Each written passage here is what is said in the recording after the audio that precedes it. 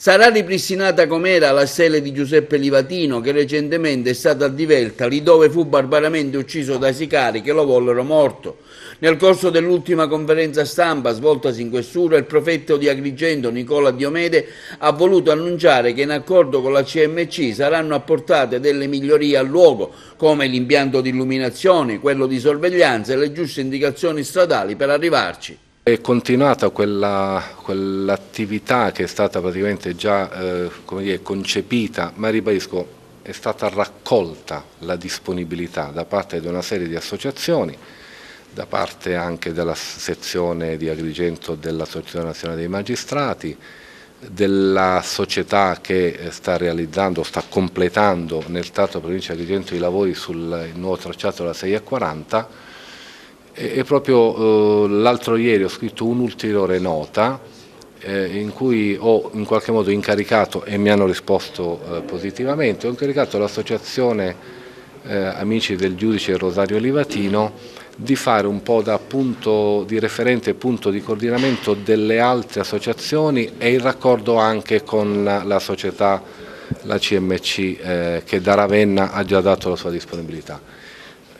Il senso della lettera è stata coordiniamo tutto ciò che è già stato in qualche modo pensato, ne pianifichiamo l'esecuzione e l'invito, ma sono certo che sarà assolutamente così, è che il 21 di settembre, ricorrenza della tragica uccisione del giudice Livatino, quel posto sia, come dire, degno di posto di memoria. Sono sicuro che sarà così. Lei parlava di un impianto di illuminazione. È stato chiesto alla società la CMC di realizzare l'illuminazione dei luoghi, un impianto di videosorveglianza, sistemarlo a verde. Doverosamente la CMC ha fatto presente che si sarebbe raccordata con l'ANAS per coniugare gli interventi con gli aspetti di sicurezza stradale, visto che ripassa il nuovo viadotto intitolato al giudice Livatino.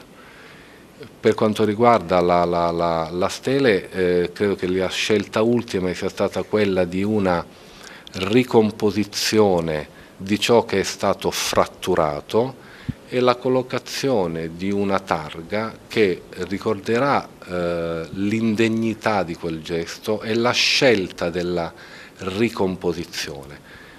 Come dire, in qualche modo reincolliamo ciò che è stato rotto, ma lasciamo il segno di ciò che qualcuno ha ritenuto di rompere. Quel segno diventa per noi ulteriore impegno e memoria a continuare a dedicare e riservare la giusta attenzione a figure come quelle del giudice Livatino, e ce ne sono purtroppo tante, ma queste figure tutte quante, ognuna di esse, sono, come dire, il nostro patrimonio morale e il patrimonio del nostro futuro. Per la segnaletica si sta assolutamente lavorando anche per dare giusta segnaletica all'arrivo sul luogo dove c'è la stele.